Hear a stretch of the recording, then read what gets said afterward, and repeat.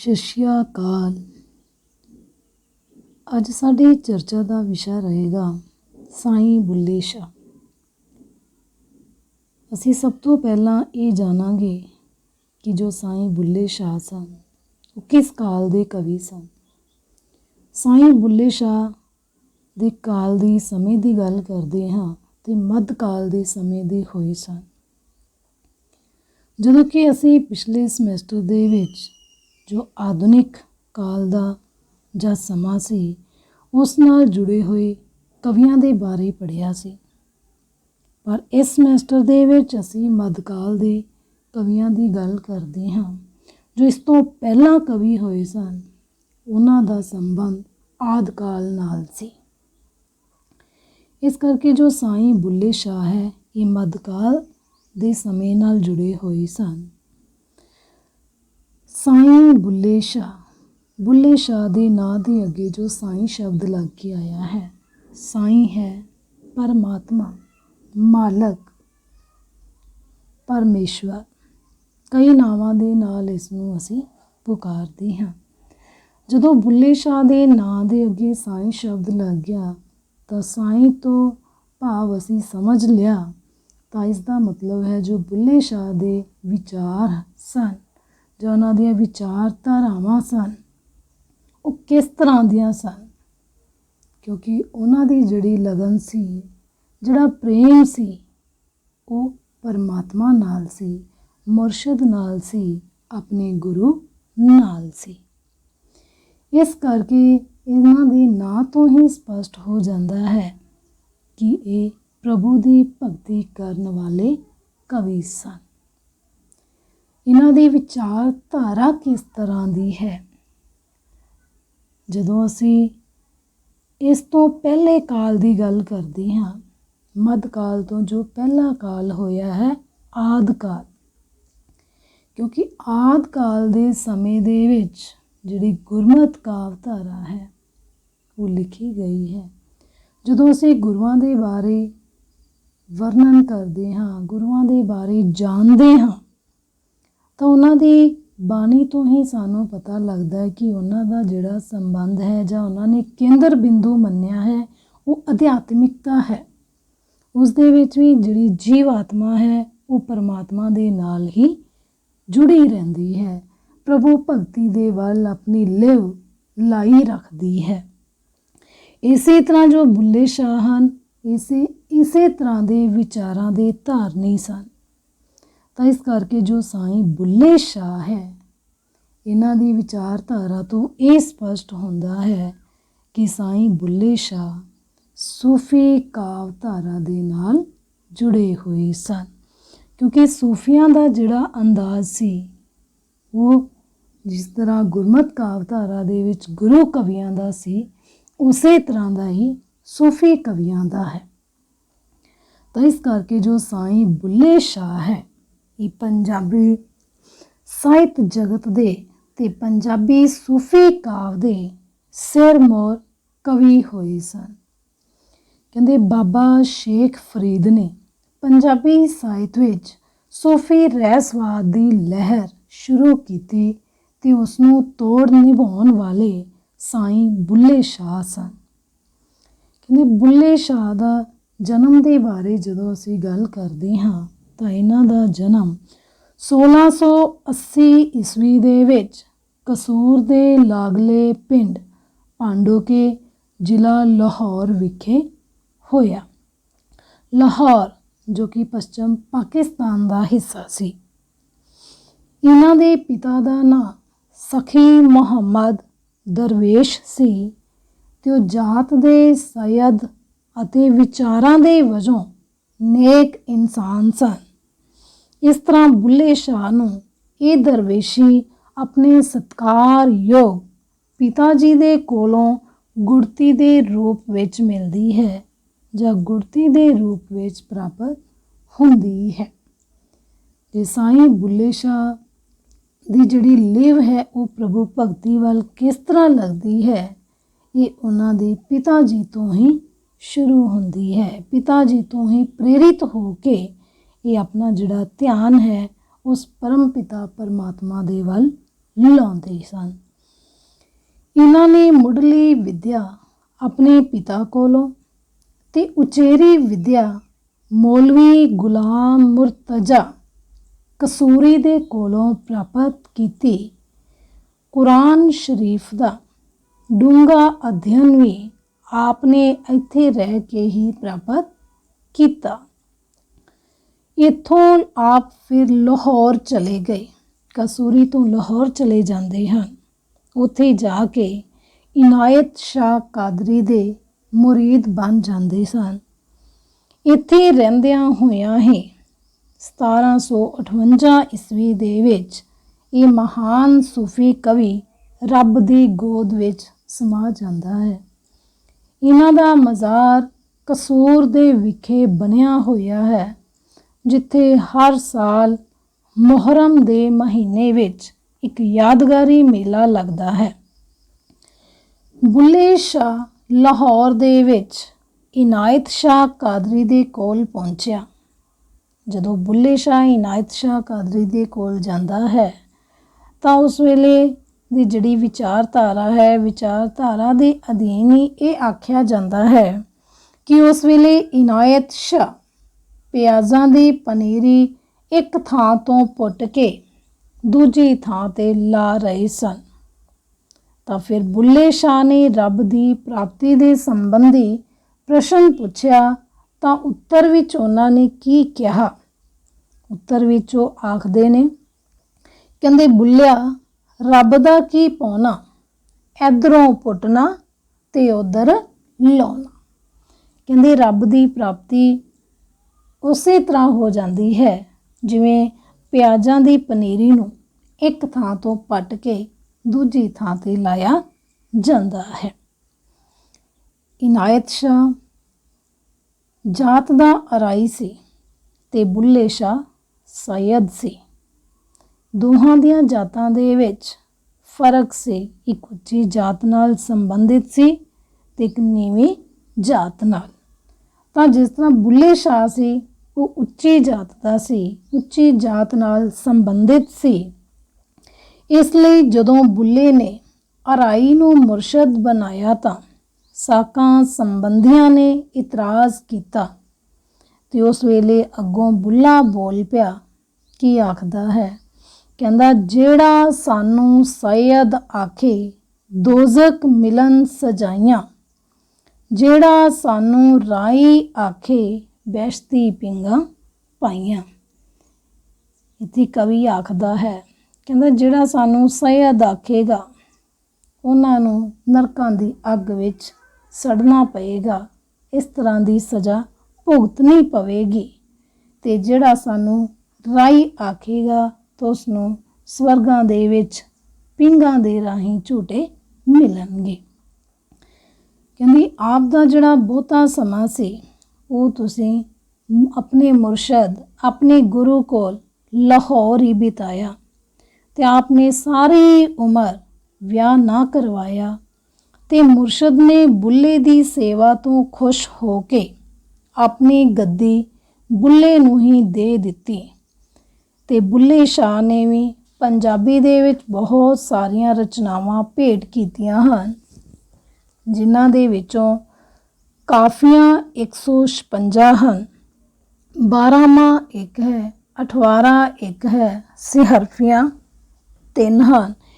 ਇਹਨਾਂ ਤੋਂ ਛੁੱਟ ਕੁਝ ਦੋਹੜੇ ਵੀ ਲਿਖੇ ਹਨ, ਪਰ ਆਪ ਦੀ ਪ੍ਰਸਿੱਧਤਾ ਵਧੇਰੇ ਕਰਕੇ ਕਾਫੀਆਂ ਦੇ ਕਾਰਨ ਹੀ ਹੈ, ਕਿਉਂਕਿ ਕਾਫੀਆਂ ਜੋ ਸਨ ਇਹਨਾਂ ਦੀ ਕਾਫੀਆਂ ਨੂੰ ਗਾਇਆ ਜਾਂਦਾ ਹੈ ਉਸ ਗੀਤ ਦੇ ਰੂਪ ਵਿੱਚ, ਉਸ ਲੈਅ ਦੇ ਰੂਪ ਵਿੱਚ। ਬੁੱਲੇ ਸ਼ਾਹ ਭਾਵੇਂ ਇੱਕ ਸੂਫੀ ਕਵੀ ਸੀ, ਪਰ ਫਿਰ ਵੀ ਉਹ ਇੱਕ ਇਸ਼ਕ ਦਾ ਕਵੀ ਸੀ। ਉਹਨੂੰ ਇਸ਼ਕ ਦਾ ਕਵੀ ਮੰਨਿਆ ਜਾਂਦਾ ਹੈ। ਸ਼ੁਰੂ ਵਿੱਚ ਤਾਂ ਉਸਨੇ ਸ਼ਰਾਂ ਦਾ ਪੱਲਾ ਫੜਿਆ, ਸ਼ਰਾਂ ਦੇ ਨਿਯਮ ਉਸ ਪੱਲੇ ਨੂੰ ਫੜ ਕੇ ਰੱਖਿਆ, ਪਰ ਅਖੀਰ ਦੇ ਵਿੱਚ, ਅੰਤ ਦੇ ਵਿੱਚ ਉਸਨੇ ਇਸ ਦੀ ਬਹੁਤ ਹੀ ਸਖਤ ਵਿਰੋਧਤਾ ਵੀ ਕਰਦਾ ਹੈ। ਕਹਿੰਦੇ ਇਸ ਤਰ੍ਹਾਂ ਜੋ ਬੁੱਲਾ ਅਧਿਆਤਮਵਾਦੀ ਤੇ ਰਹੱਸਵਾਦੀ ਵਿਚਾਰਾਂ ਦਾ ਧਾਰਨੀ ਹੋ ਜਾਂਦਾ ਹੈ। ਅਧਿਆਤਮਵਾਦੀ ਹੁੰਦਾ ਹੈ जो जीव आत्मा अपने लिए उस परमात्मा दे नाल जोड़ के रखती है, उस परमात्मा के नाम की भगती करती है, उस प्रभु को प्राप्त कर लेंदे हैं, तो अध्यात्मवादी होंदे हैं। जो रहसवादी है, रहसवाद दे विच उन्हां दे गुझे हुए जिहड़े भेद ने उन्हां दे बारे सानूं पता लगता है। कहंदे उसनूं कायनात दी सृष्टि दी हर शै दे अंदर रब दे दीदार हुंदे हन। कहंदे सईयो हुण मैं सज्जन पायो, हर हर दे विच समायो। कहंदे हे सईयो, हे सखियो, हे सहेलियो, हुण मैं अपने सज्जन नूं, अपने प्रीतम प्यारे नूं प्राप्त कर लिया है, क्योंकि वो हर शै दे विच समाया होया है। कहंदे जदों बुल्ला पूरे तौर ते अद्वैतवादी बन जाता है तो उस वेले की आखदा है, जदों उसनूं प्रभु की प्राप्ति हो जाती है, अपने लिए उस प्रभु नाल जुड़ जाती है, तो कहंदे रांझा रांझा करदी नी मैं आपे रांझा होई, सदो नी मैनू धी दो रांझा, हीर ना आखे कोई। इत्थे बुल्ले शाह हीर रूप दे विच अपनी प्रीतम प्यारे दे बारे आखदा है कि मैं अपने प्रीतम प्रभु दा प्यारे दा नाम जपदा जपदी आप ही रांझा बन गई हाँ, मैं आपे ही रांझा होई। कहंदे सदो नी मैनू धी दो रांझा, हीर ना आखे कोई। कहंदे हुण मैनू कोई भी धी दो रांझा सद के बुलावे, आख के बुलावे, कोई मैनू हीर ना आखे। बाबा फरीद दे वांग ही बुल्ले शाह भी दुनिया नूं थोड़ चिरा टिकाना मनदा है। उस दे अनुसार मनुख ने इत्थे बैठिया नहीं रहना, क्योंकि ये दुनिया तो एक सराह है, दुनिया एक सराह दे समान है। जो इस संसार दे विच आया है उसने एक ना एक दिन इस दुनिया नूं छड्ड के तुर जाना है। तो इत्थे बुल्ले शाह की लिखदे हन, कहंदे चार दिहाड़े गोयल वासा, उड़क कोच नगारे दा। आखिर इस सृष्टि नूं छड्ड के चले जाना है। चार जड़े दिन ने वो इस सृष्टि दे विच आया है, वो इस संसार नूं छड्ड के तुर जावेगा। अपने गुरु इनायत शाह कोलों फकीरी दी दात मिलन मगरों बुल्ला सूफी विचारधारा दा धारनी बन जाता है। उसदा रसूल प्रेम मुर्शद प्रेम दे विच बदल जाता है। जिहड़ा उसदा दुनियावी प्यार सी, दुनियावी प्रेम सी, वो सारा प्यार छड्ड के अपने गुरु दे नाल प्यार पा लैंदा है। सूफीवाद के अनुसार कहंदे मुर्शद तो बिना कदे भी रब की प्राप्ति नहीं हो सकती ते ना ही हुंदी। ते बुल्ला शाह कहंदा है, कहंदे बुल्ले शाह दी सुनो हकायत, हादी पकड़िया होग हदायत, मेरा मुर्शद शाह अनायत ओ लंघाए पार। कहंदे कि जो हकीकत है जिंदगी दी, असलियत है, उसनूं सुनना चाहिए, उस पर अमल करना चाहिए है, क्योंकि वो प्रभु ही है जो सानू इस भाव सागर तो पार उतार सकता है, पार लंघा सकता है। जे मुर्शद दी नज़र सवली होवे तां सूफी मत दे जिहड़े चार पड़ाव ने उन्हां नूं पार किया जा सकता है।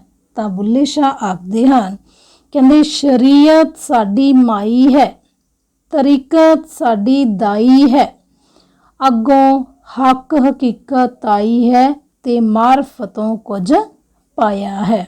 सब तो पहले शरीयत की गल की, तरीकत की, हकीकत की, मार्फतों। शरीयत होंदा शरह के अनुसार, तरीकत तर्क के आधार पर, हकीकत हक के अनुसार, मार्फत होंदा उस प्रभु नूं, उस रब नूं पा लेना। जो कुछ पाउंदा है उस परमात्मा तो ही पाउंदा है, क्योंकि इन्हां पड़ावां नूं पार करके ही बुल्ले शाह नूं रब की प्राप्ति हुंदी है। कहंदे अपनी मुर्शद की सिक्ख्या ते अमल करदा होया बुल्ला जदों शरीयत ते तरीकत दे पड़ाव पार करके हकीकत की अवस्था ते पुजदा है, तां उस दे लई शरीयत जिहड़ी है वो बिल्कुल बेअर्थ हो जाती है। उन्हां शरां दा, उन्हां नियमां दा कोई भी मुल नहीं रहिंदा। तां उस वेले कूक उठदा है। कहंदे भट्ठ नमाजां ते चिक्कड़ रोजे ਕਲਮੇ ਤੇ ਫਿਰ ਗਈ ਸਿਆਹੀ। ਜਦੋਂ ਬੁੱਲੇ ਸ਼ਾਹ ਨੇ ਇਸ ਤਰ੍ਹਾਂ ਕਰਮ ਕਾਂਡਾਂ ਦੀ ਨਿਖੇਧੀ ਕੀਤੀ, ਉਹਨਾਂ ਨੂੰ ਨਿੰਦਿਆ, ਤਾਂ ਸ਼ਰਈ ਮੁਸਲਮਾਨਾਂ ਨੇ ਉਸ ਨੂੰ ਕਾਫਰ ਕਹਿਣਾ ਸ਼ੁਰੂ ਕਰ ਦਿੱਤਾ। ਪਰ ਬੁੱਲੇ ਸ਼ਾਹ ਨੇ ਇਸ ਦੀ ਕੋਈ ਵੀ ਪਰਵਾਹ ਨਹੀਂ ਕੀਤੀ। ਤਾਂ ਉਸ ਵੇਲੇ ਆਖਦਾ ਹੈ, ਕਹਿੰਦੇ ਬੁੱਲਿਆ, ਤੈਨੂੰ ਕਾਫਰ ਕਾਫਰ ਆਖਦੇ, ਤੂੰ ਆਹੋ ਆਹੋ ਆਖ। ਜੇ ਉਹ ਤੈਨੂੰ ਕਾਫਰ ਆਖਦੇ ਹੈ, ਨਾਸਤਕ ਆਖਦੇ ਹੈ, ਪਰ ਤੂੰ ਅੱਗੋਂ ਉਹਨਾਂ ਨੂੰ ਆਹੋ ਦਾ ਜਵਾਬ ਦੇ। ਸਾਈਂ ਬੁੱਲੇ ਸ਼ਾਹ ਦਾ ਮੁਰਸ਼ਦ ਦੇ ਨਾਲ ਅਟੁੱਟ ਭਰੋਸਾ ਹੈ। ਕਹਿੰਦੇ ਇੱਕ ਵਾਰੀ ਕਿਸੇ ਗੱਲੋਂ ਸ਼ਾਹ ਇਨਾਇਤ ਨੇ ਬੁੱਲੇ ਨੂੰ ਗੁੱਸੇ ਹੋ ਕੇ ਆਪਣੇ ਡੇਰੇ ਦੇ ਵਿੱਚੋਂ ਹੀ ਕੱਢ ਦਿੱਤਾ ਸੀ। ਪਰ ਬੁੱਲਾ ਉਸ ਦੇ ਵਿਛੋੜੇ ਦੇ ਵਿੱਚ ਕੂਕ ਉੱਠਦਾ ਹੈ। ਕਹਿੰਦੇ ਬਹੁੜੀ ਵੇ ਤਬੀਬਾ ਮੇਰੀ ਜਿੰਦ ਗਈਆ। ਉਸ ਨੂੰ ਆਖਦਾ ਕਿ ਤੂੰ हे ਪ੍ਰਭੂ ਤੋਂ ਵਾਪਸ ਆ, ਕਿਉਂਕਿ ਉਸ ਦਾ ਜੋ ਪਿਆਰ ਹੈ ਆਪਣੇ ਗੁਰੂ ਦੇ ਨਾਲ ਬੜਾ ਅਟੁੱਟ ਹੈ ਕਿ ਉਸ ਦੀ ਜਿਹੜੀ ਜਿੰਦ ਹੈ ਉਹ ਨਿਕਲਦੀ ਜਾਂਦੀ ਹੈ। ਤੇਰੇ ਇਸ਼ਕ ਨਚਾਇਆ ਕਰ ਥਈਆਂ ਥਈਆਂ, ਕਿਉਂਕਿ ਉਸ ਦਾ ਜਿਹੜਾ ਇਸ਼ਕ ਹੈ, ਉਸ ਦਾ ਜਿਹੜਾ ਪਿਆਰ ਹੈ ਉਹ ਆਪਣੇ ਪ੍ਰਭੂ ਦੇ ਨਾਲ ਹੈ, ਮੁਰਸ਼ਦ ਦੇ ਨਾਲ ਹੈ, ਗੁਰੂ ਦੇ ਨਾਲ ਹੈ। ਤੇ ਉਸ ਦੇ ਵਿਛੋੜੇ ਦੇ ਵਿੱਚ ਹੀ ਉਹ ਕੂਕ ਉੱਠਦਾ ਹੈ। ਵਿਛੋੜੇ ਦੇ ਮਗਰੋਂ ਜਦੋਂ ਉਸ ਦਾ ਮਿਲਾਪ ਹੋ ਜਾਂਦਾ ਹੈ ਤਾਂ ਅਪਾਰ ਖੁਸ਼ੀ ਦਾ ਨਸ਼ਾ ਉਹਨਾਂ ਤੇ ਆਪਣਾ ਪੂਰਾ ਅਸਰ ਵਿਖਾਉਂਦਾ ਹੈ ਤੇ ਉਹ ਕਹਿ ਉੱਠਦਾ ਹੈ, ਕਹਿੰਦਾ ਘੜਿਆਲੀ ਦਿਓ ਨਿਕਾਲਨੇ ਅੱਜ ਪੀ ਕਰ ਆਇਆ ਲਾਲ। ਕਹਿੰਦਾ ਜੋ ਘੜਿਆਲ ਹੈ ਬਾਰ-ਬਾਰ ਬਜਾ ਕੇ ਸਮਾਂ ਦੱਸਦਾ ਹੈ, ਇਸ ਘੜਿਆਲ ਨੂੰ ਬਾਹਰ ਕੱਢ ਦਿਓ, ਕਿਉਂਕਿ ਅੱਜ ਮੇਰਾ ਪ੍ਰੀਤਮ ਪਿਆਰਾ ਮੇਰੇ ਘਰ ਆਇਆ ਹੋਇਆ ਹੈ। ਬੁੱਲੇ ਸ਼ਾਹ ਦੀਆਂ ਕਾਫੀਆਂ ਦੇ ਵਿੱਚ ਝੂਠੇ ਪਖੰਡਾਂ ਦਾ ਜ਼ੋਰਦਾਰ ਖੰਡਨ ਕੀਤਾ ਗਿਆ ਹੈ। ਉਹ ਇਸਲਾਮੀ ਸ਼ਰ੍ਹਾਂ ਨੂੰ ਭੰਡਦਾ ਹੋਇਆ ਪ੍ਰਤੀਤ ਹੁੰਦਾ ਹੈ। ਸ਼ਰ੍ਹਾਂ ਦੀਆਂ ਸਾਰੀਆਂ ਪਾਬੰਦੀਆਂ ਤੋੜ ਕੇ ਉਹ ਸਭ ਹੱਦਾਂ ਬੰਨੇ ਟੱਪ ਜਾਂਦਾ ਹੈ। ਉਸ ਦਾ ਮੁਰਸ਼ਦ ਜਦੋਂ ਸ਼ਰ੍ਹਾਂ ਦੀ ਵਿਰੋਧਤਾ ਨਾ ਕਰਨ ਲਈ ਆਖਦਾ ਹੈ ਤਾਂ ਬੁੱਲਾ ਬੇਪਰਵਾਹ ਹੋ ਕੇ ਕੂਕ ਉੱਠਦਾ ਹੈ। ਕਹਿੰਦੀ ਉਮਰ ਗਵਾਈ ਵਿੱਚ ਮਸੀਤੀ, ਅੰਦਰ ਭਰਿਆ ਨਾਲ ਪਲੀਤੀ, ਕਦੇ ਨਮਾਜ਼ ਵਾਦਤ ਨਾ ਕੀਤੀ, ਹੁਣ ਕੀ ਕਰਨਾ ਏ ਸ਼ੋਰ ਪੁਕਾਰ। ਇਸ ਦੇ ਵਿੱਚ ਬੁੱਲੇ ਸ਼ਾਹ ਜਦੋਂ ਬੇਪਰਵਾਹ ਹੋ ਕੇ ਕੂਕਦਾ ਹੈ, ਜਦੋਂ ਉਸ ਪਰਮਾਤਮਾ ਤੋਂ, ਕਿਉਂਕਿ ਉਸਨੇ ਸਾਰੀ ਉਮਰ ਕੀ ਹੈ ਮਸੀਤਾਂ ਦੇ ਵਿੱਚ ਗਵਾਈ ਹੈ, ਪਰ ਉਸ ਦੇ ਅੰਦਰ ਫਿਰ ਵੀ ਜਿਹੜਾ ਗੁਨਾਹ ਹੈ, ਅਵਗੁਣ ਨੇ, ਭਰੇ ਹੋਏ ਨੇ, ਉਹਨੇ ਕਦੇ ਵੀ ਨਮਾਜ਼ ਨਹੀਂ ਪੜ੍ਹੀ। ਕਹਿੰਦੇ ਕਿ ਹੁਣ ਕੀ, ਹੁਣ ਤੂੰ ਇੰਨਾ ਉੱਚੀ ਉੱਚੀ ਬੋਲ ਬੋਲ ਕੇ ਕਿਉਂ ਕੂਕਣਾ ਹੈ, ਕਿਉਂ ਪੁਕਾਰਨਾ ਹੈ। ਉਹ ਧਰਮ ਦੇ ਠੇਕੇਦਾਰਾਂ ਦੇ ਉੱਤੇ ਵੀ ਕਰਾਰੀ ਚੋਟ ਮਾਰਦਾ ਹੈ। ਕਹਿੰਦੇ ਫੂਕ ਮੁਸਲਾ ਭੰਨ ਸਿੱਟ ਲੋਟਾ, ਨਾ ਫੜ ਤਸਬੀਹ ਕਾਸਾ ਸੋਟਾ, ਆਲਮ ਕਹਿੰਦਾ ਦੇ ਦੇ ਹੋਕਾ, ਤਰਕ ਹਲਾਲੋਂ ਖਾ ਮੁਰਦਾ। ਕਹਿੰਦੇ ਉਸ ਮੁਸਲੇ ਨੂੰ, ਮੁਸਲਾ ਹੁੰਦਾ ਚਟਾਈ ਜਾਂ ਸਭ ਜਿੱਥੇ ਬੈਠ ਕੇ ਨਮਾਜ਼ ਪੜ੍ਹੀ ਜਾਂਦੀ ਹੈ, ਕਹਿੰਦੇ ਉਸ ਚਟਾਈ ਨੂੰ, ਉਸ ਸਫ ਨੂੰ ਫੂਕ ਦਿਓ, ਉਸ ਲੋਟੇ ਨੂੰ ਸੁੱਟ ਦਿਓ, ਉਸ ਤਸਬੀਹ ਜਾਂ ਮਾਲਾ ਨੂੰ ਵੀ ਤੋੜ ਦਿਓ। ਕਹਿੰਦੇ ਇਸ ਕਰਕੇ ਹੁਣ ਆਲਮ ਜੋ ਰੱਬੀ ਗਿਆਨ ਦੇ ਆਸ਼ਕ ਹਨ ਉਹ ਉੱਚੀ ਉੱਚੀ ਆਵਾਜ਼ ਦੇ ਵਿੱਚ ਆਖਦੇ ਹਨ ਕਿ ਹੁਣ ਹਲਾਲ ਦਾ ਖਾਣਾ ਛੱਡ ਕੇ ਹੁਣ ਹਰਾਮ ਦਾ ਖਾਣਾ ਸ਼ੁਰੂ ਕਰ ਦਿਓ। ਇੱਕ ਸੂਫੀ ਨੂੰ ਜਦੋਂ ਸੰਸਾਰ ਦੀ ਨਾਸ਼ਮਾਨਤਾ ਦਾ ਪੂਰਾ ਗਿਆਨ ਹੋ ਜਾਂਦਾ ਹੈ ਤਾਂ ਉਸ ਦਾ ਇਸ ਸੰਸਾਰ ਤੋਂ ਮੋਹ ਭੰਗ ਹੋ ਜਾਂਦਾ ਹੈ। ਅਜਿਹੀ ਸਥਿਤੀ ਦੇ ਵਿੱਚ ਸੰਸਾਰਿਕ ਵਸਤਾਂ ਉਸ ਦੇ ਲਈ ਕੋਈ ਵੀ ਅਰਥ ਨਹੀਂ ਰੱਖਦੀਆਂ, ਉਸ ਦਾ ਕੋਈ ਮੁੱਲ ਨਹੀਂ ਹੁੰਦਾ।